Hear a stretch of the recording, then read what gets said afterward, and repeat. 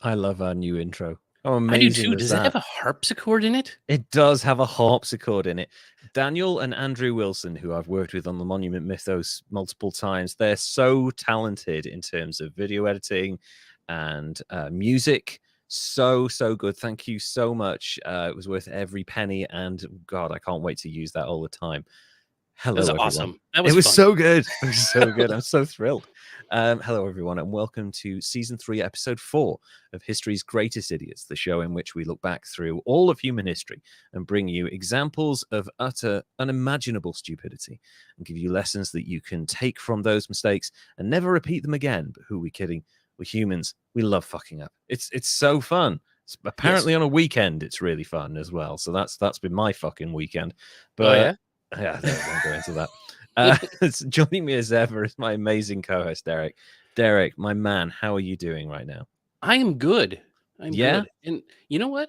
I made a mess up here recently, possibly, maybe. I don't know. I might have to wait to say anything, but I Okay. made a purchase based on advertisements targeting me on, I believe it was Instagram. Holy I bought a shit. product and it may be total not real. I know they hit me up and said it's going to take another like 6 weeks or something, but I'm not going to mention it until they officially are a scam. I'm always wary of stuff when it's advertised on Instagram and YouTube because they seem to have the dodgiest fucking products, and also usually you can get cheaper somewhere else. But yeah, I've bought one or two things from Instagram, not afraid to admit it, and it was okay. One of them doesn't fit me anymore because it arrived as an extra large, but it was actually a medium. So that's not good. Toastazoid, thank you so much for joining us. Good to have you with us. I'm also good. Thank you for asking, Toasty. We always know you're good. You're always good. So yeah, what did you buy? Was it like it was some clippers that should have they're supposed to give you a perfect fade. Right. Have you seen it? Have you seen those ads? I've seen similar ads. I usually get like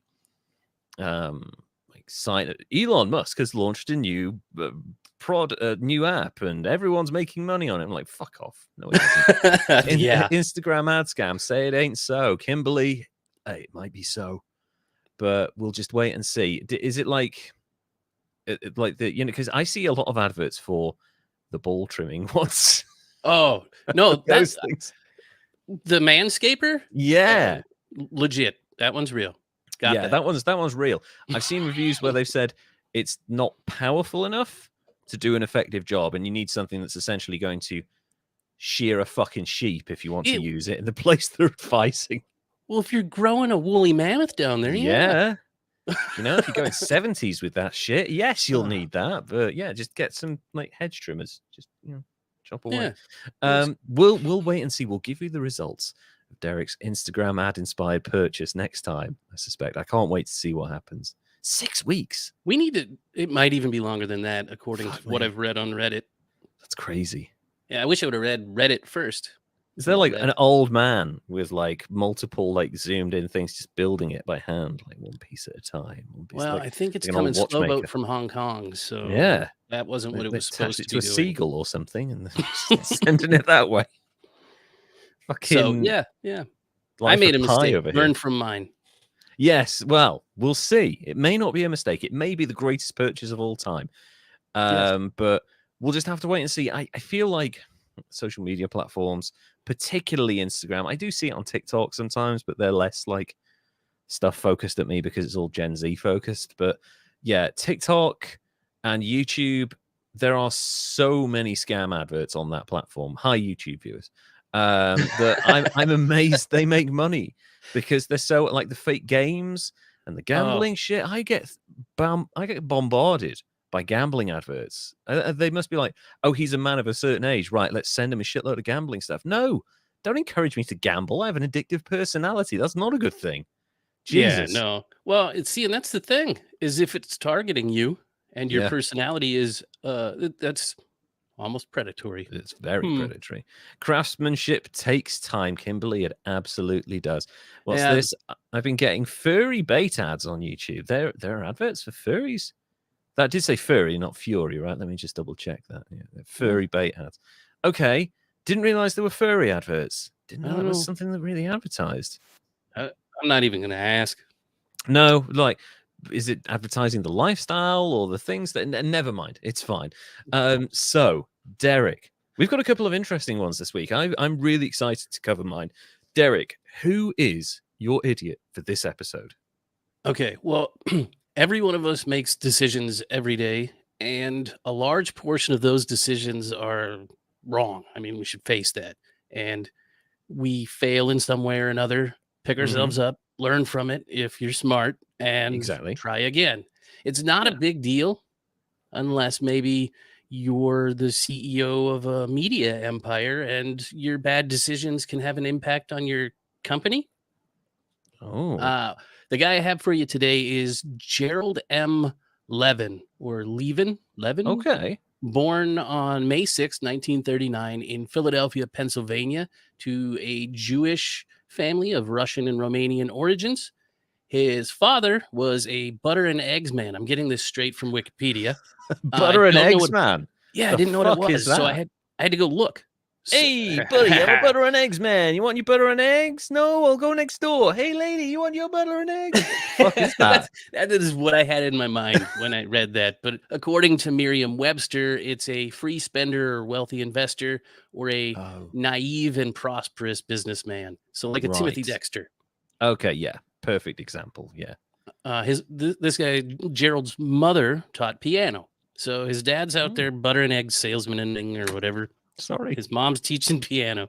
And he's coming from a moderately well-to-do family growing up in the suburbs of Philly. Yeah, sounds like it. Yeah. The 40s. Yeah, Philly was probably not a nightmare in the 40s. No, I'd imagine. I quite like Philly, but yeah, I get what you mean. I've been there. Yeah, I think we're probably talking like post-war. So the prosperity of the suburbs is really starting to kick in at this point. So yeah, he'll have had a really wonderful life in the suburbs at that time.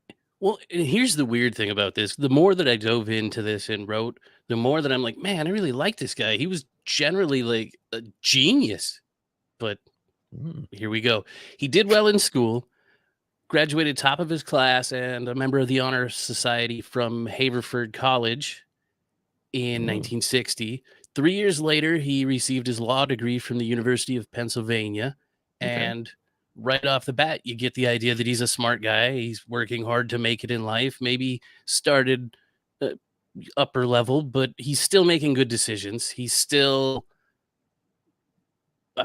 just doing good stuff. And honestly, for most of his career, his legacy, you would think, would be a genius in cable TV and broadcasting.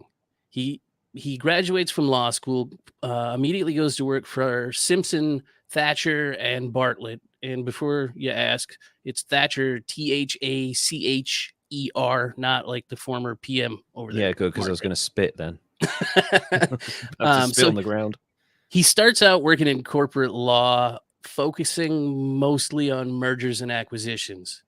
That's important because it's a merger and acquisition that he does later on that landed him on my list, because without that, his legacy was pretty good.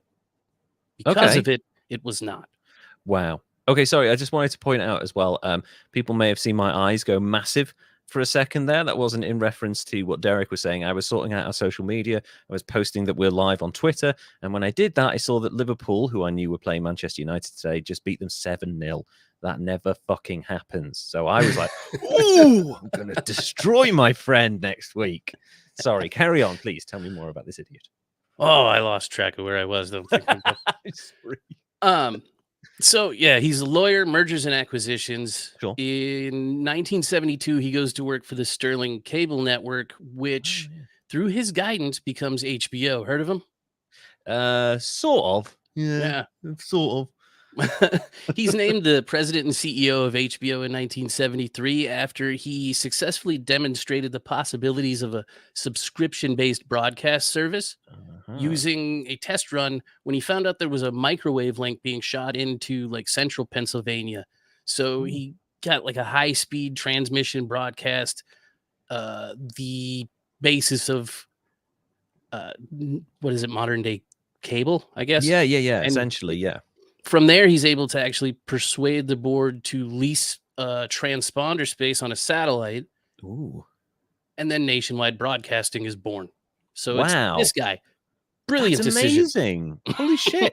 Like that is a milestone in the history of like culture, really. Yeah, Nationwide broadcasting. That's incredible. it's the first national cable network, and it's still one of the industry's most profitable. HBO is. Oh, HBO is incredible. I mean, if you talk about a run of good form in terms of your output, I don't think you can really match HBO. For about 30 years, they've been knocking it out of the park, you know? Oh yeah. Well, and it's kind of based on the revolutionary ideas and forward thinking that he ingrained into Mm. the culture there. This Gerald, honestly, so maybe he's not so much of an idiot. Well, According I'm to sure we'll get to it.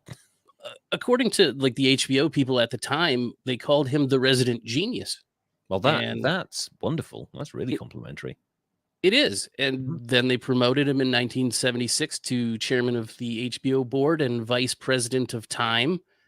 And Wow. at the same time, he was appointed group vice president for video and oversaw the American Television and Communications Corporation, HBO, Time Life Films, and all the rest of their video interests. He's Oh, mixing wow. cable and television movies, Yeah. God damn. working This. for Time Inc. Yeah. at the time Hmm. and HBO. Hmm. You might realize that in the 1980s, he merged Time Warner. That's right. Holy shit. Massive Huge. company. Yeah. It's hard for us to demonstrate to people who weren't around for the 80s, 90s, and early 2000s just how big Time Warner was as a company back then. And then they merged with AOL later on down the road, and everything went That's to shit. that's actually the merger that lands him on that list. Yes, we're getting to the AOL Time Warner. Just fucking great. Okay. Go for So, it. as I said, you make the decisions, you make failures. Throughout Mhm. the 1980s, he actually had a bunch of high-profile projects that bombed, including Teletext, which was a service that was designed to deliver on-demand news via your cable. Yeah, we actually had that in this country from the 1970s all the way until about 2008. And it was, I remember my family booking holidays on teletext. That's how useful and popular it was. Everyone used it. I can even remember that like 303 was the football scores page. Like, it's just crazy. And it was hugely successful, but I guess it didn't translate, which is Not here, unusual. no. It ended Mm. up costing Time roughly 35 million before it ended. That's a lot of money So in the 80s. he also, like I said, came up with the subscription TV Hmm. that lost Time Inc. as much as $100 million. Sure. And worse than that, he was involved with movies. Remember, he made a deal with TriStar Pictures that left Time investment in films uncapped. So no matter Oh my how much God. the film ran over budget, Time picked up the cost. They ended up What the paying fuck? almost a third of the cost of TriStar Pictures during that period of time. That's So so stupid. yeah, he makes some bad decisions. But despite those setbacks, in 1988, on his recommendation, the company merged with Warner Communications, which is like the subsidiary of Warner Brothers Pictures. And that happened in 1989. It became official, and he becomes the vice chairman of the Time Warner group in Wow. 1990. He kind of made a mess of things a little bit, but still befriended influential executives and cheerleaded the merger of the company. It's looked at as successful. I mean, it created a huge multi-conglomerate company that ran a media empire and influenced so much. Wow, yeah. Um, it's up. Absolutely massive. Oh, hey, we've got we've got an ad bot talking to us. Yeah. That's pretty cool. I've just told in the chat to fuck right off. Ah, that's fun. Yeah. Anyway, where was I? 1996.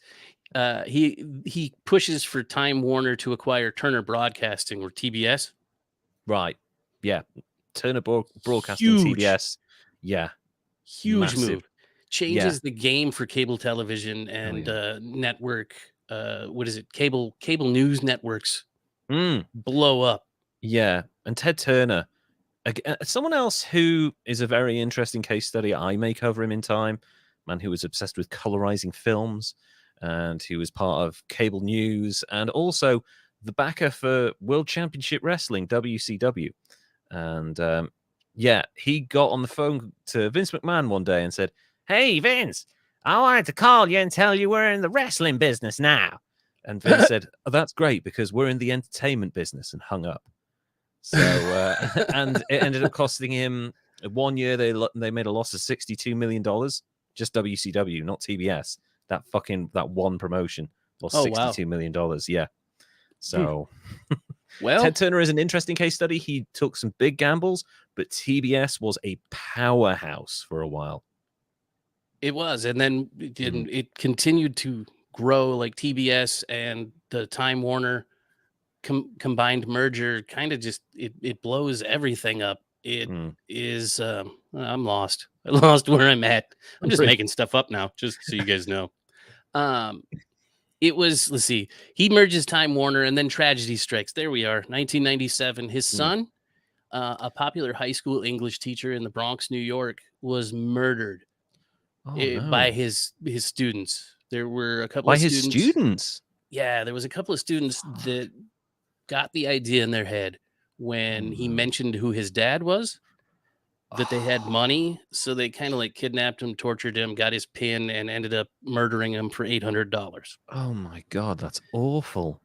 It kind of, I think, changed the way that Mr. Levin was thinking about stuff. He kind of became a little bit of a different man, according to what I was looking into afterwards. And for the first 2 months following his loss of his son, he stayed out of the office, thought about quitting, and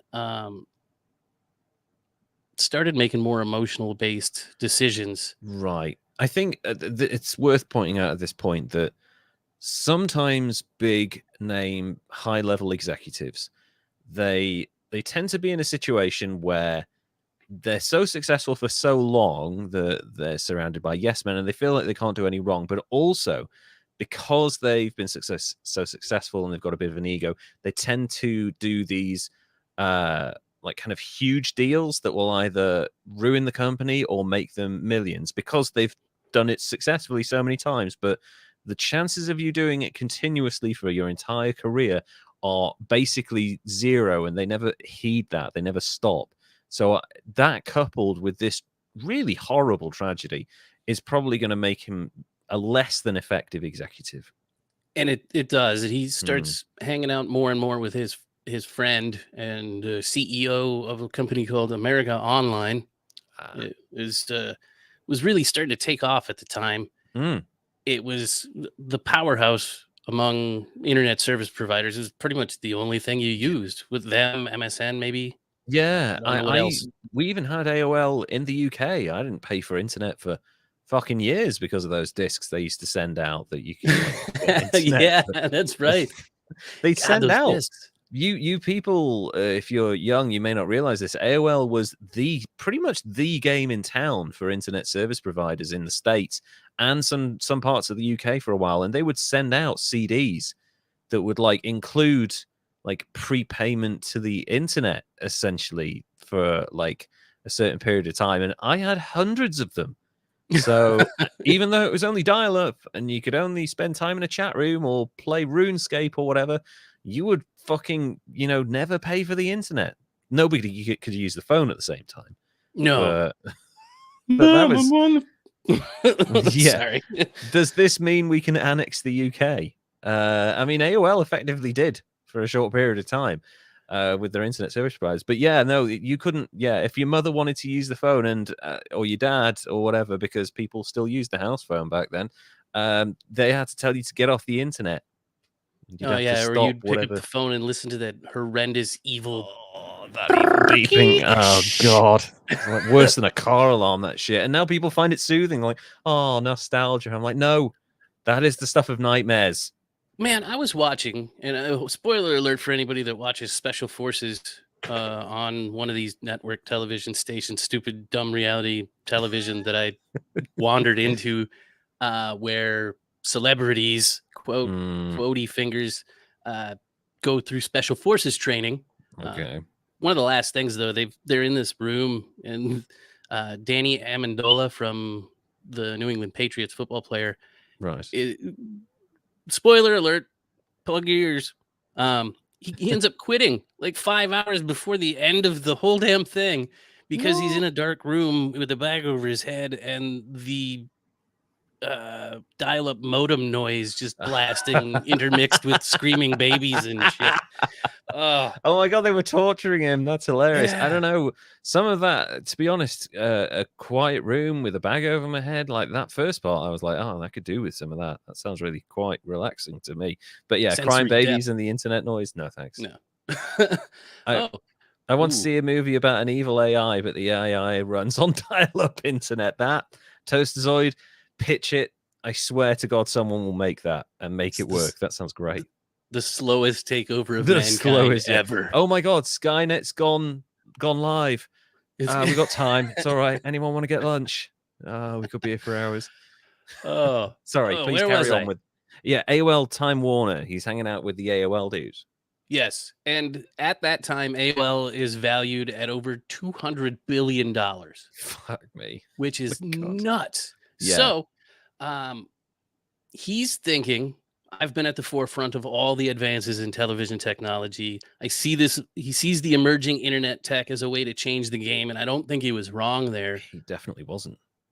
But his desired outcome wasn't good. And I think partly it's because of the company that he went after instead of waiting for other options, and because of his timing. The timing was shit, because if you remember, there was the .com bubble.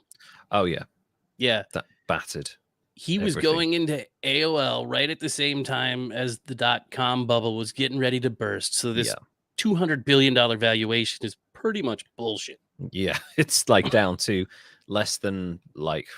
probably less than 10 million by the end of by 3 years down the line. It was a crazy collapse. Enron proportions. Huge. Yeah. And what he doesn't see it coming. He announces the merger. It makes headlines. The merged company would surpass all others in communication as far as its reach and holdings. Oh, yeah. But because America Online was the higher valued company, they ended up with a 55% share of the company. So it was AOL Time Warner. That's right. Yeah. And sorry, go on. No, I was going to say it was because of that they tanked and almost collapsed a media empire. Yeah, actually, it's really interesting because the AOL executives that came on board as well weren't super knowledgeable about specific media kind of entities and the inherent value they had. So there's a story, and I'm sorry to go back to wrestling again, but there's an executive who worked for AOL called Jamie Kellner, who was appointed when WCW had lost the $62 million, and Ted Turner was like, oh my God, I need to get rid of this fucking thing. That he was brought on board to sell it. And at that point, I think Vince McMahon and the WWF at the time came in with an offer that was, I think it was about 15 million, something like that. Something like where you're like, all right, well, that's, we're hemorrhaging money. It's something. But Kellner takes the decision to cancel WCW television programming and then sell the company. So they've lost their slot And the thing that makes them an attractive proposition, because they've got advertising revenue coming in from a nationally televised audience, you cancel that and then sell them. And Kevin Nash, who was a wrestler for WCW at the time, was Diesel and stuff, he's a smart guy, huge, actually quite nice when I spoke to him. He said, it's like owning a house that's worth $500,000 but needs like $100,000 spending on it to bring it up to like the value properly, right?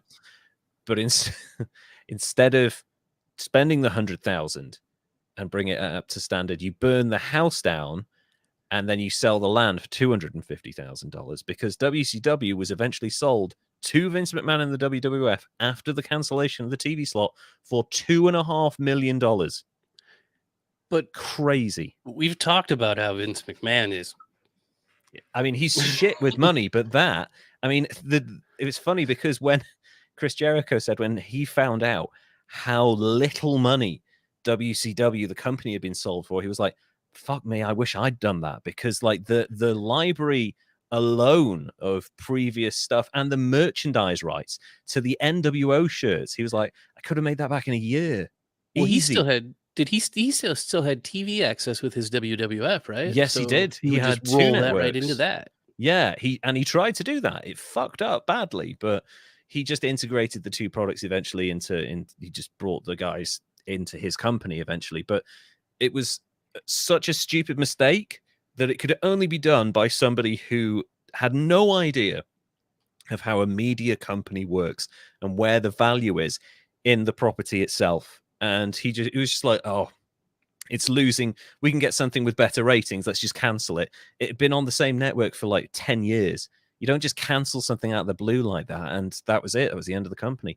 And that was the problem with AOL. They were surrounded by people who didn't necessarily know what environment they were in or what they were doing with it. Right. Yeah. And the whole culture of AOL and Time Warner wasn't really compatible either. No. It was infighting and pushbacks. And I think it took their eye off the ball too, because at the same time as AOL was losing value, there was broadband providers starting to pop up. Yeah. And Levin's idea of trying to push internet through his speedy cable network pipes was brilliant, but they didn't get to it. They stayed the course, and they eventually became a $350 billion company, but lost $200 billion in market. Anyway, shortly after the merger takeover, or whatever you want to call it, AOL started losing that money. The subscription revenue was drying up. Ad revenue was drying up. At the same time, the media industry was hitting a bit of a slump in advertising spending. And then 9/11 hit. Yeah. And everything dried up. And that led Levin to basically spend his last year with the company trying to talk Wall Street into believing they could pay back their debts and meet their targets, and the banks wouldn't call in the loans. And instead, he abruptly retires in December of 2001, which left a lot of people kind of pissed off. He said it was to focus on personal things. Kind of see his son had just died, or was murdered and tortured. Yeah. So many understandable. People, they kind of believe, though, that he lost a battle to extend his contract past 2003, and kind of the backstory on Levin is that through all of these mergers that he was doing, Time Warner, Turner Broadcast Network, he was engineering and orchestrating a lot of executives' departures from those companies. Yeah. And some people just figured it was karma that crept up on him. Yeah. It's Robespierre all over again. Yeah. So it's the guillotine man again. By 2002, the bubble popped. The merger was disastrous. Everything fell apart. And Levin disappeared from public sight for around 5 years. Yeah, that's right. 2007, he pops back up as the presiding director of Moonview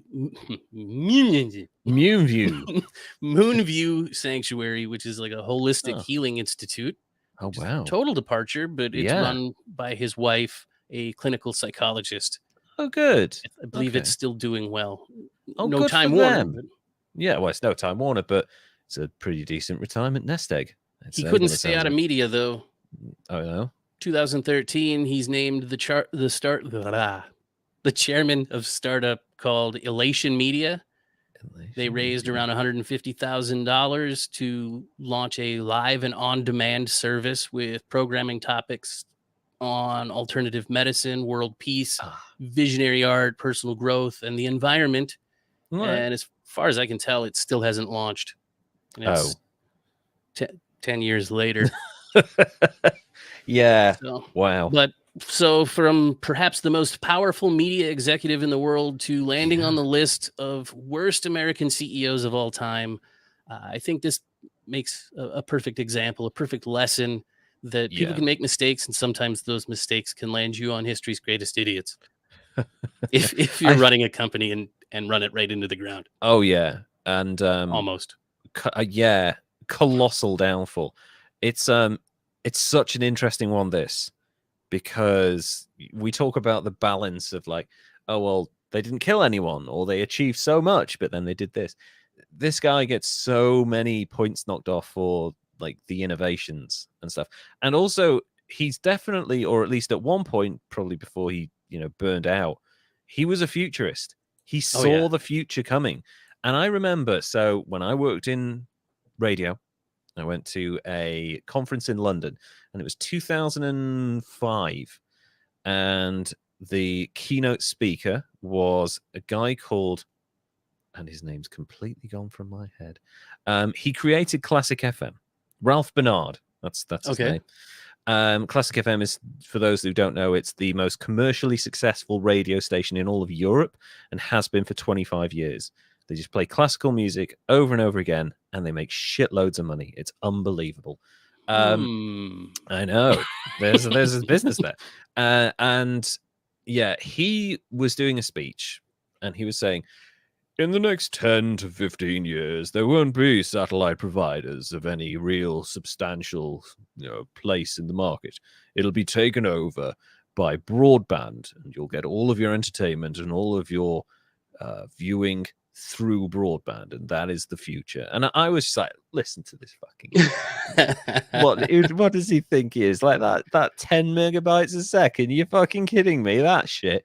And lo and behold, 3 years later, Netflix starts to become a real player, and he's proven 100% right. But even before Ralph Bernard predicted it, years before, this guy is making moves to position AOL Time Warner as the provider of streaming services online. God knows what the world would look like if he'd been successful. The only problem with being a futurist is sometimes you're so focused on the future that you can see that you don't see the bit in between where you get there. And sometimes the bit in between where you end up in the future involves you not being part of it, because stuff moves and you're not there. So, and part of this too was that he was worried that AOL was going to merge with AT&T, which looking back on it, Time Warner should have merged with AT&T, and it would have just blown it up. Much better move. Yeah. That would have been a huge company. It's so weird. It's the benefit of hindsight. I do feel that I have to give him points for stupid. I mean, to be honest with you, I feel sad for this guy, but also I feel like he's probably doing okay. Like, he had this huge tragedy in his life, and then his career fell apart, which I'm sure was like a second death to him, because someone at that level, it feels like a part of you has failed. So, I'm glad that he has been able to find an aspect of peace by helping his wife and this nice business that they've got going. That sounds great. I'm really happy for that. And that makes me feel good about saying that some of his mistakes were really glaringly obvious if you weren't an executive in the company that was making these like make or break decisions constantly.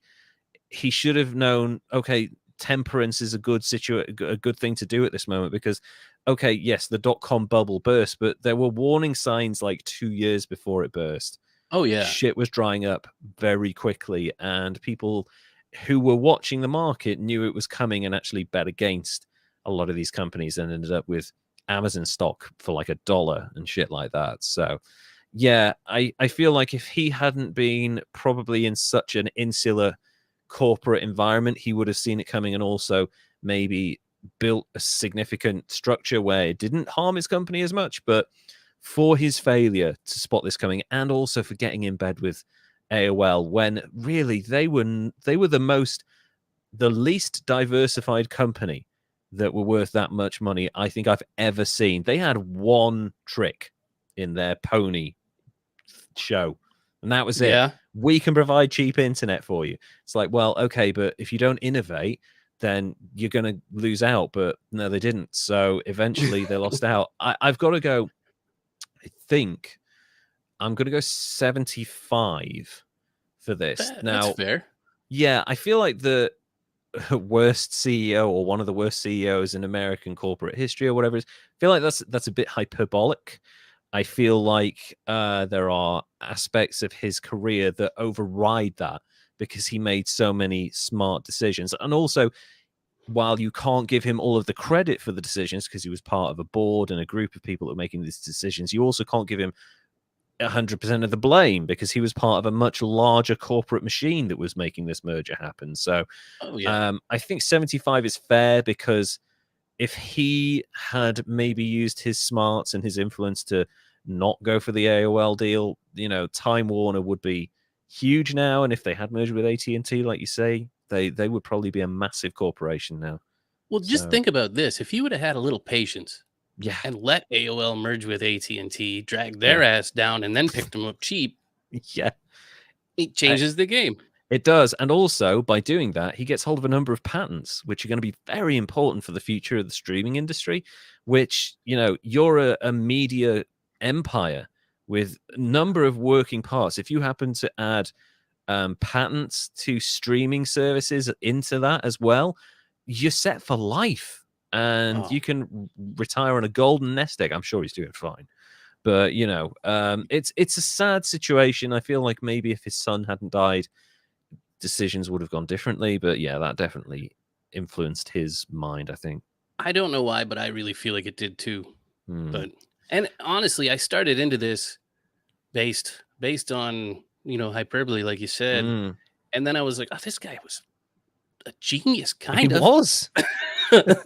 he had streaming services and all of that figured out. He had high-speed internet figured out.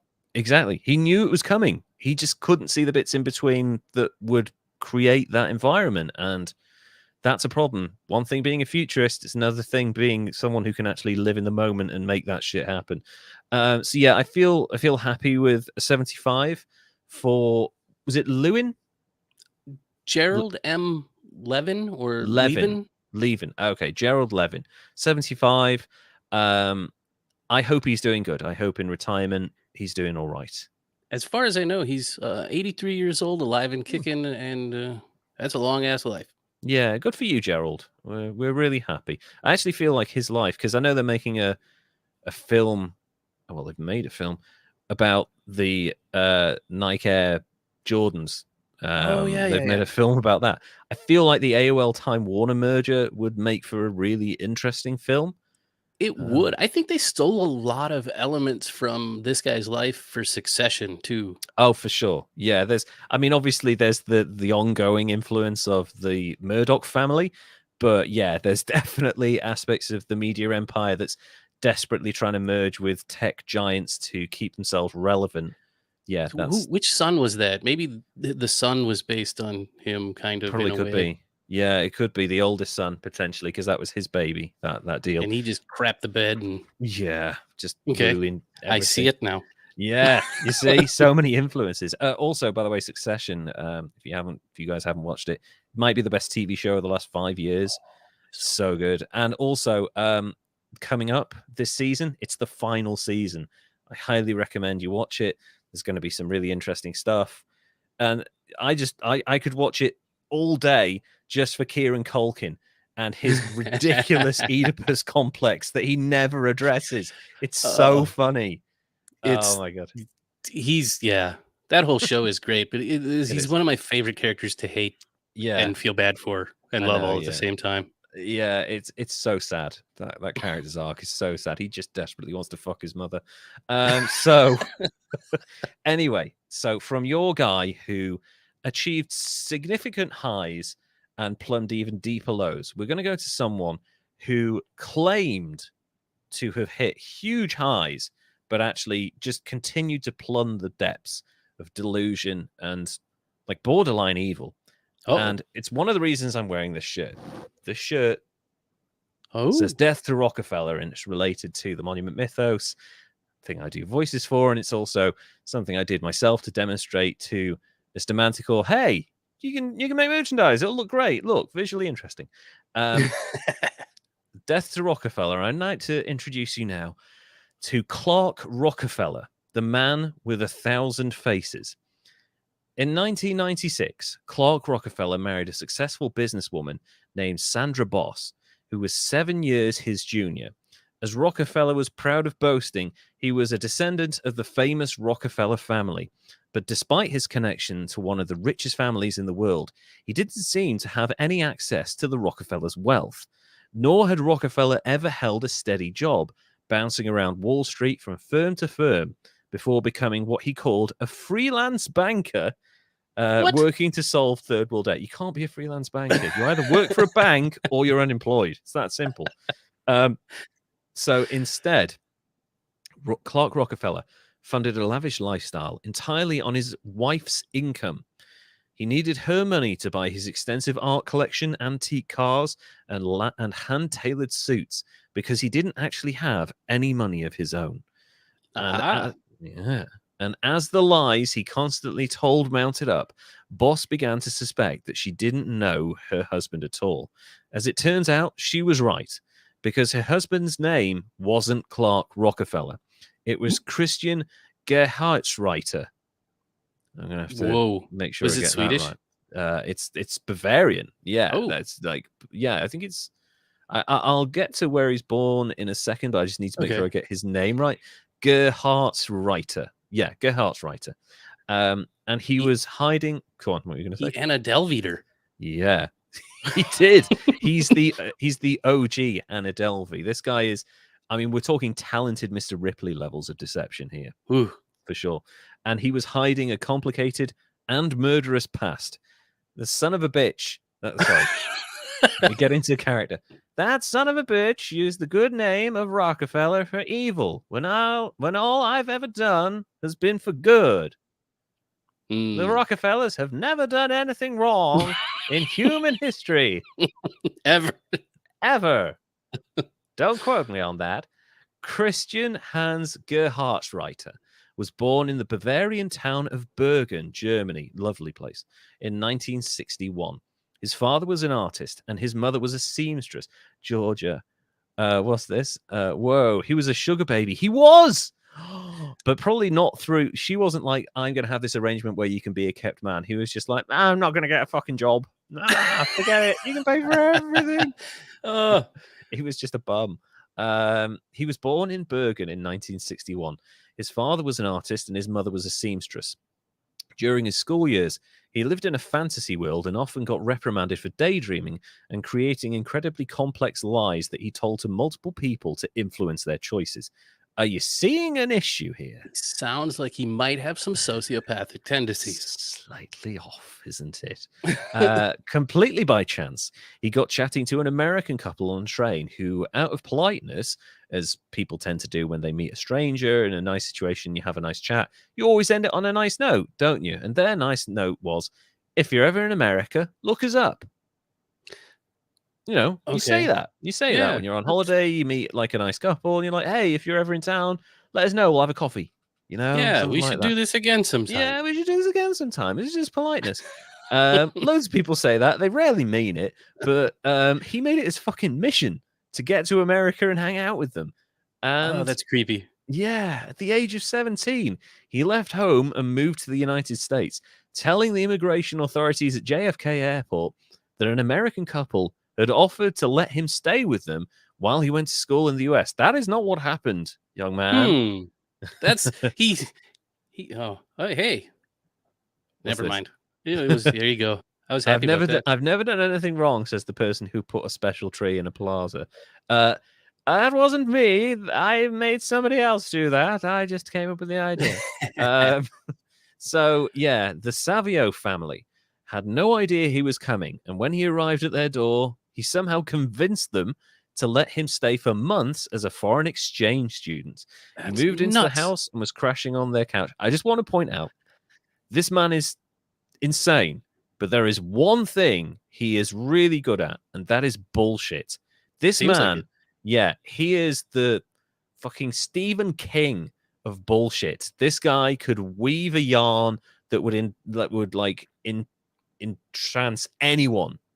And I swear to God, the lies this man spins are so complex and interesting that you're like, yeah, that makes sense. Whatever.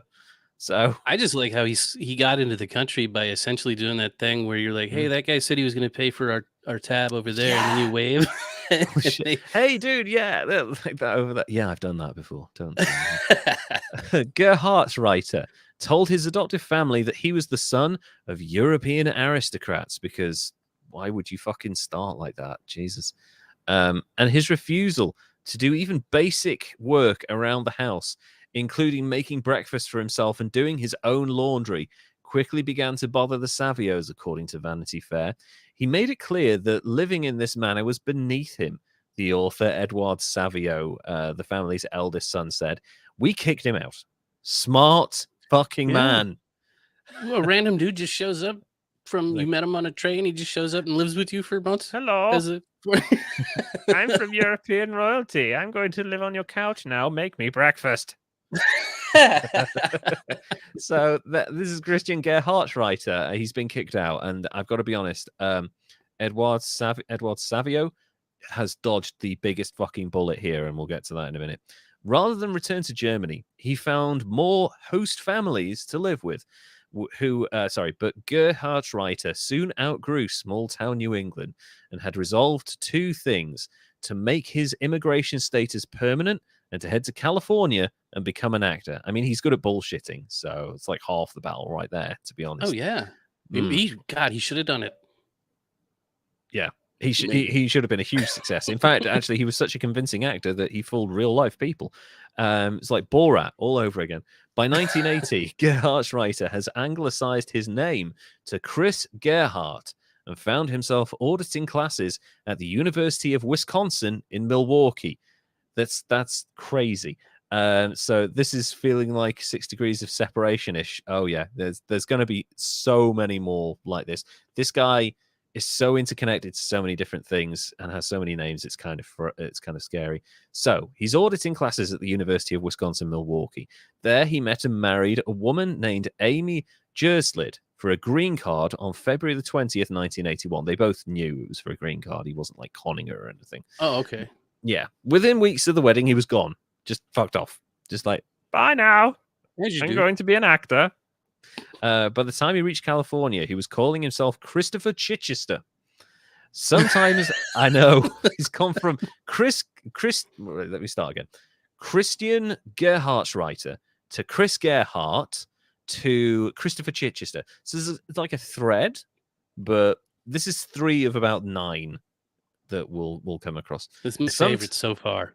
Yeah, Christopher Chichester. Sometimes adding Mountbatten as a middle name to add to his pedigree, as in the Mountbattens, who are part of the British royal family. Yeah, I am part of the British royal family. My name is Chichester. Why do you sound like you're from like Bavaria? No, this is just part of the British royal family. Half of them German. It's fine. And he handed out business cards that called himself the 13 Baronet, complete with a fake family crest. And at this point, you've got to become suspicious when you hear the name Christopher Mountbatten Chichester, but the person using the name has a thick German accent. He's starting to sound a little bit like Hans Gruber from Die Hard. where he's like a little bit dressed like a businessman, but actually he's a fucking terrorist. So yeah, soon he managed to ingratiate himself into the tiny Los Angeles suburb of San Marino and found an elderly reclusive woman named Didi Sohas to let him live with her. He even audited classes at the University of Southern California Film School and convinced a local television station to give him a public access show. Amazing. Just give him a show. Yeah, fuck it. Just let him talk. He's good at bullshit. That'll fill some time. Yeah. According to the New York Times, so this guy managed to show up to high society dinners. Like, he'd just show up in a tuxedo and walk in. He'd walk into country clubs, specifically the City Club and other highbrow stuff, and no one batted an eyelid because he was so confident that he just walked in like he belonged there. And that's in the 80s and 90s. That was half the battle. We didn't have like scanners or key fob entries or anything like that. People would just show up like, no, I'm a member. I'm from England. Promise. Yeah, confidence can get you a long way. He even got his own business card, which read Christopher Chichester the 8th. So he changed it from the baronet thing, and it featured the phony family crest, featured a liver bird on it, which was taken from and is the symbol for Liverpool Football Club. So he just put fake crest and then just a little liver bird at the top, and it's just people photoshopping stuff onto it. Fuck it, yeah. Just like it's a little bit of Catch Me If You Can as well. There's a bit of that in there as well. Like, he's faking his way into all these positions of power. However, people became a little suspicious when they saw him pull up in a piece of shit car. The car was filled with post-it notes on every possible surface that had various aspects of his current identity written on them, so he didn't forget who he was meant to be at any one time. It's kind of like the film Memento, only with like shitty illuminous like post-it notes instead of like tattoos on your arm and stuff like that. So, and without the memory loss, he just needed it because he was so full of shit. He was doing it because he was like, I have so many identities, I need to keep track. The situation quickly became more complicated when Didi Sohas's son John Sohas and his wife Linda moved in after they got married. Jonathan soon began asking questions about his mother's guest and the way he seemed to be using her money to buy expensive clothing for himself. Around this time, John and Linda found out that Christopher had borrowed a chainsaw from a neighbor and never returned it. Fucking run for the goddamn hills. Why does he have a chainsaw? I've decided to do some garden work. Yes, now cook me breakfast. And then in 1985, Jonathan and Linda suddenly disappeared. Oh, God. Yep. According to Gerhardt's writer, or whatever the fuck he was called at this point, they had been called away on urgent business to Europe in positions that he'd himself he'd helped them find. And he was like, oh, it's all mysterious work. He'll be working for an IT company, but you'll be doing analysis of foreign agents. And so full of shit, like this James Bond stuff. So he set up these jobs so that they would have to leave, but they never arrived at their destination. Soon, Christopher Chichester disappeared as well. Christopher Mountbatten Chichester had told people he knew that some family members in England, not Germany, had died, and he needed to take care of the funeral arrangements and manage the estate. He eventually turned up in Connecticut, where he tried to sell John Sohas's car without registration under the name Christopher Crow. Oh, so there he goes again. Name now. Yeah, it's Christopher, but now he's Crow, like Cameron Crow. Chris Crow. Yeah, Chris Crow. Oh, that works. Yeah, that is pretty good. You'd remember that. In Connecticut, Crow talked his way into a position as an executive at a brokerage firm, but he was fired after the company discovered that the social security number that he gave them actually belonged to convicted serial killer David Berkowitz, New York's son of Sam. Yeah. How do you get that? I have no fucking idea. I assume it must have been published or something in a book, or maybe he read about it in a paper. Maybe he was friends with him. But yeah, it's like, here's my social security number. You know they're going to check that shit, man. So Yeah, and you ain't Chris, you ain't what's his name, Berkowitz, David Berkowitz. He asked nicely. That's how. Yeah, good point, Toasterzoid. That's how you do it. Yeah, can you? I promise, it's really me. It's not the murderer.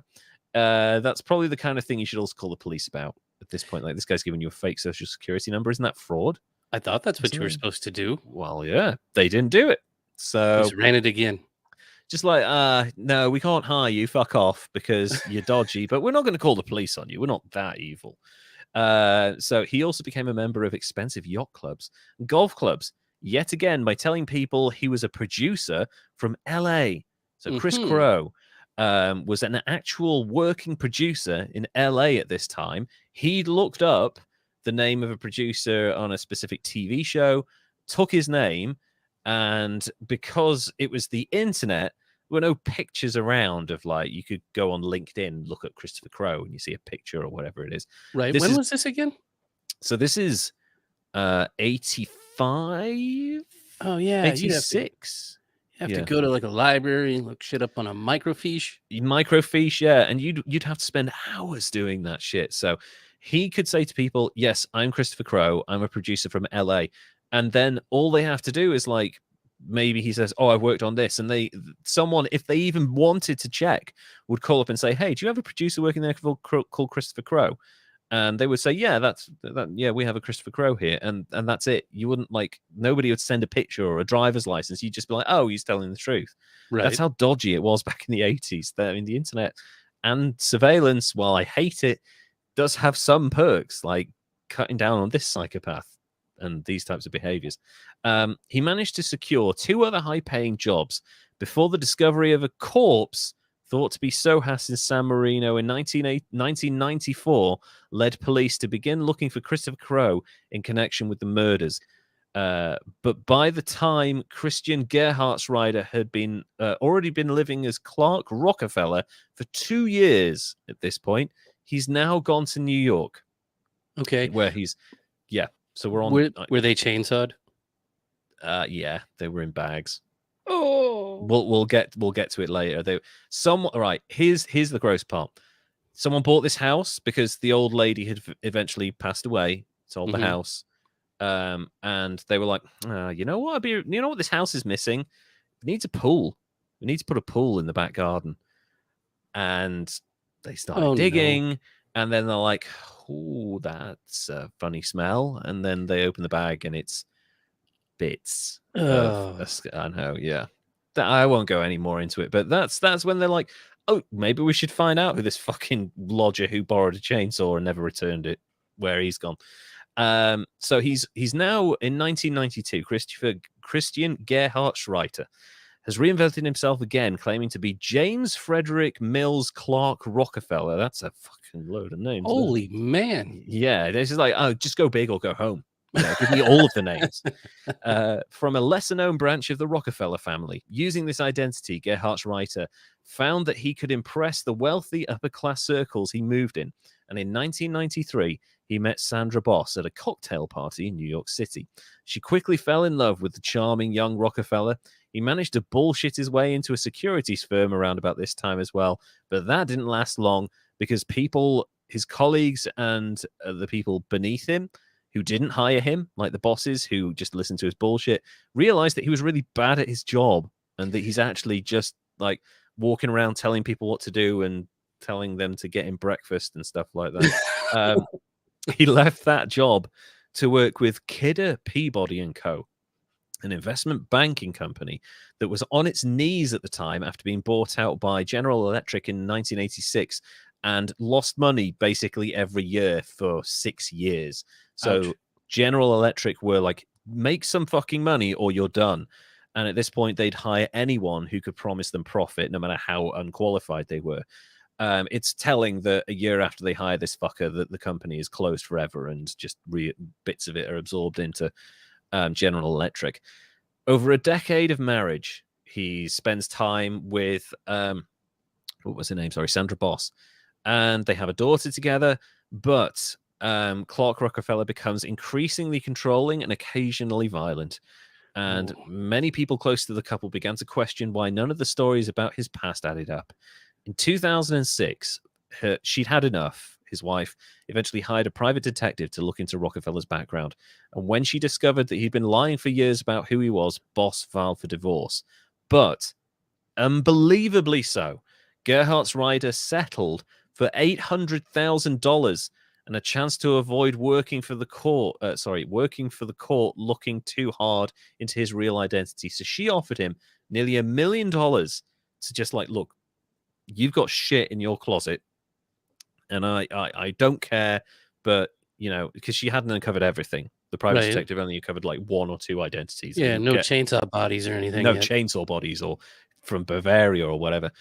So she was like, look, just take the money. That's it. Divorce over. And, you know, 2006, you know, just before the financial crash, you get $800,000. That's almost retirement money right there. You know, you get yourself, you get yourself a decent little place, you know, maybe a 2-3 bedroom place somewhere quiet.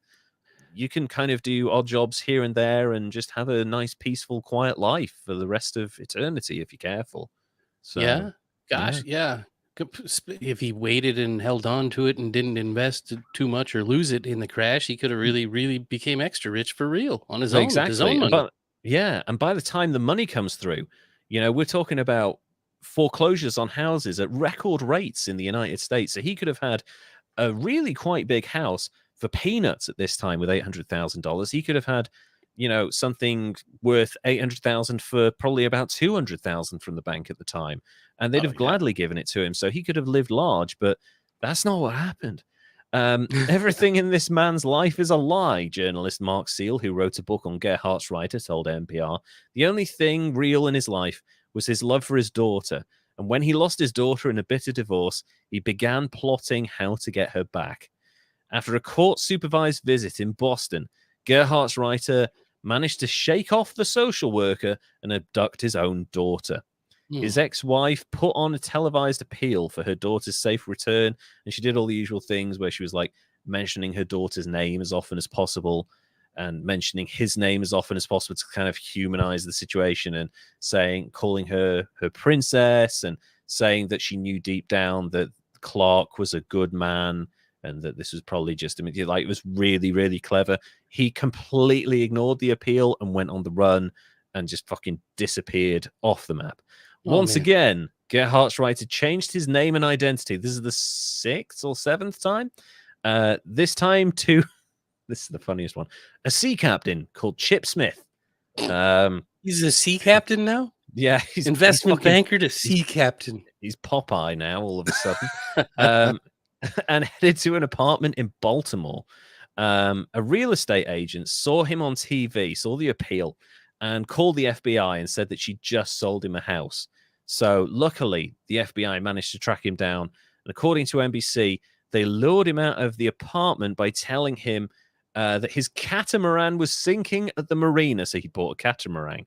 Of course you do. As soon as he left the apartment, agents surrounded him and like tackled him to the ground. And the FBI was, when he was interviewed by the FBI, he claimed he couldn't remember how many fake identities he had at that point, or even what they all were. It's very convenient that he can't remember some identities, really. Yeah. Well, to be fair, though, there was one that had like 15 names. Well, yeah, exactly. You know what? Thinking about that, he probably had it. So if somebody called him one of those names, he go, "Oh, that's my 15th name, my middle name." Yeah, exactly. But like he's very careful. Like when the FBI started questioning him about like his time in LA and San Marino, he was like, I can't really remember. I was just had so many free breakfasts. I don't remember that time well. But yeah, luckily his daughter was unharmed and she was returned to her mother. And she was just like, it wasn't one of those things where he like didn't treat her well. Like she saw it as a holiday, essentially, with her dad. So that just ended abruptly when he was like, "Hey, your boat's sinking," and then he disappears. Someone else comes in and goes, "Hey, you know, we're going to take you back to your mum now," and she goes back. And so the trauma wasn't too bad, which is good, really, because I mean that's an incredibly traumatic thing to go through. Was this guy the real life inspiration for the Master of Disguise? Maybe at this point. Although was he ever a turtle? Was he? Well, yeah. He may well have been. initially his defense tried to claim that he had become so delusional that he'd actually started to believe the lies he told about himself, and that everything, including like the fact that he was related to Rockefellers and shit, was true. The jury did not buy that shit. Christian Gerhardsreiter, aka Clark Rockefeller, aka about 9 million other names, was given a 7-year prison sentence for the abduction. But shortly after the trial, police began building a case against him for the murder of Jonathan Sohas back in 1985. DNA technology had advanced to the point that the remains of the body could be identified as Jonathan Sohas. Linda has never been found. Oh, no. She's disappeared forever. So God knows what he's done with her body. But initially, people found it hard to believe that a weird, controlling con man could escalate to murder so quickly and so early on in his life. But the borrowed chainsaw, the fact that around about the time that Jonathan Sohas died, he told a neighbor that he was having the back garden dug up for renovation work so that he could plant the body, didn't help his case. Neither did the fact that the body was found in a University of Wisconsin bag, where Christian had studied and worked. Bloodstains were also found under the carpet of the guest house where he was staying on the property. In 2011, he was charged with murder. In 2013, Gerhardsreiter was given a life sentence in prison for murder, proving that not even a con man with an incredible gift for deception like Gerhardsreiter can escape the truth forever. His appeal was denied on October the 23rd, 2015, and again on the 20th of January 2016, thus exhausting his state appeals. He still has federal appeals pending, but as of December 2016, the last time he was transferred from prisons, he was moved to San Quentin. Okay. So he's up there in Northern California. Yeah, he is not going to like life in San Quentin. I do not think that's a good place for him. So that's Christian Gerhardsreiter, aka Clark Rockefeller, aka Christopher Crowe, aka fuck me, so many names. Christopher Chichester. That's my favorite still. Christopher Mountbatten Chichester. That's fucking amazing. Although it's funny, I watched the documentary, and of course, the voiceover called it Chichester. I was like, oh, motherfucker. It's Chichester. So what do you make of Mr. Gerhardsreiter? Well, first off, I'm disappointed that I didn't know Anna Delvey wasn't even original. Yes. Luckily, she didn't kill anybody, so that's cool. No, she didn't. She just stole a shitload of money. Whereas honestly, this guy did that and murder. From the way that it kind of plays out, it almost seems like he's not like a serial killer. Obviously, he's the pathological liar, maybe sociopathic tendencies. I would say so, yeah. I'm assuming because it was like an escalation of some sort that led to the murder, and then it was just a shit show for him after that. Yeah. God, what a psycho. Yeah. Hey, really? We should look us up if you're ever in town. And it escalates. There it goes. To fucking all sorts of insanity. Just be careful when you meet people on holiday, be careful what you say, because it could lead to murder and like abduction and con artistry of the highest order. I honestly, when I heard this, it really did feel like the talented Mr. Ripley to a certain extent, but I can't, because it was the 80s and 90s, people did seem to get away with stuff more often because it's very hard to trace people. DNA was still in its infancy. There weren't really proper CCTV cameras or monitoring and stuff like that, and police departments didn't talk to one another, so you wouldn't always have the kind of the cross border communication between authorities as you do now. But this guy lived multiple fake lives, conned people out of so much money, and killed at least one person that we know of. So it's a weird one because there are elements of comedy in it that would make for a really interesting film, but at the same time, he's a completely unsympathetic person. Yeah, it would end up being like a what is it? Pain and gain. Yeah. Oh yeah. Type of, because that's a really sad true story type of thing too. Yeah. But yeah, I do still want to see this movie. Oh yeah. I mean, we could skip the chainsaw cutty up. Yeah, part, maybe we allude to it, and someone just we open the movie with someone digging up their back garden and find her bag, and that's all we really need to know about that. You know. Okay. Now, as far as a rating goes for this guy, for Mm. me, murder's in there, and Yeah.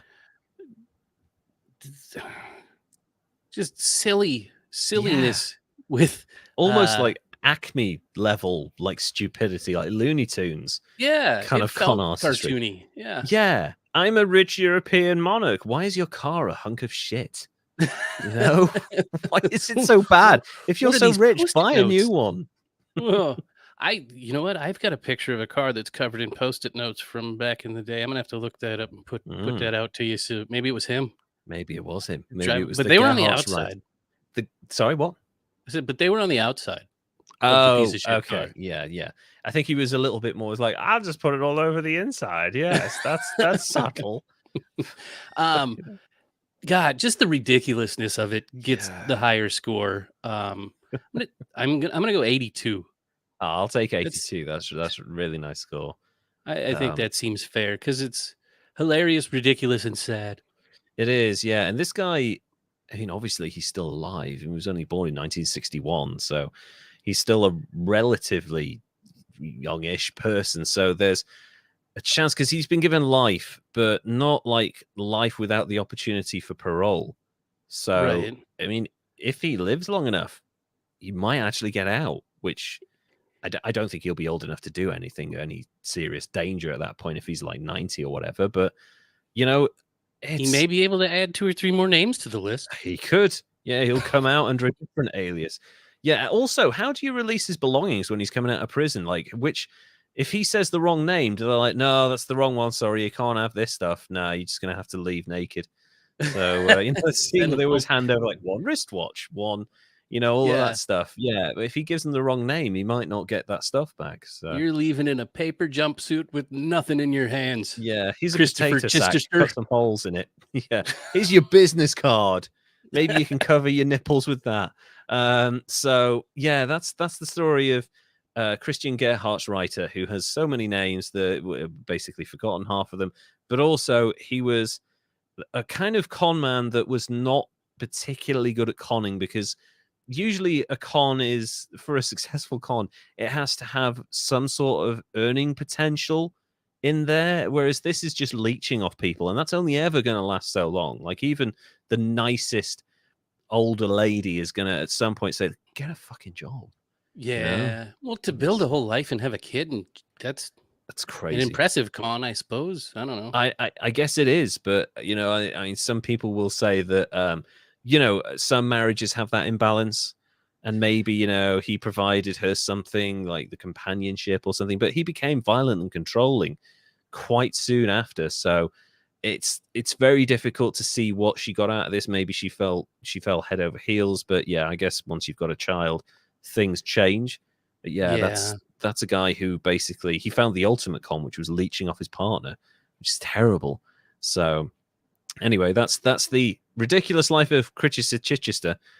Sorry, Christian Gerhardt's writer. Sorry, yeah, that's his life. And the former chairman of AOL Time Warner, Mr. Levin, who is it George Levin? Did we Gerald. say? Gerald Levin. No, I think there's a G in there somewhere. Gerald Levin. So I think of those two, they're kind of really interesting. You've got one, which is a hugely influential figure in the history of society, and then somebody else who saw himself as a hugely influential society member, but who, again, I don't know what his end goal was there with that. Like, where are you? Are you just like you want to cruise by in life forever? Like that's you're never going to actually. You can't carry on doing that into your 80s. You got to have a retirement plan. My God. Well, you got to kind of figure he didn't have a plan.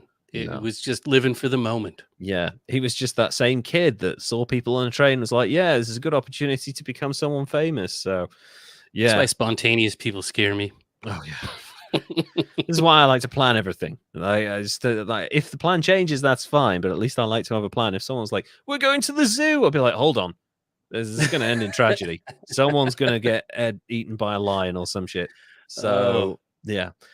So that's our show for this week. Relatively quick one, actually, but this story of Christian Gerhardt's writer, although it spans multiple decades, it's very much like multiple stops along the same journey. So I knew it was going to be relatively short because there's so much like detail in there, but it's not like a politician where you're going over the various career highlights, because this guy's just moving from con to con. And actually, the guy at AOL Time Warner, the big one is the kind of the Time Warner merger. So yeah. I skipped a lot in that story because there was so much good stuff that he did that it would make him look not like an idiot.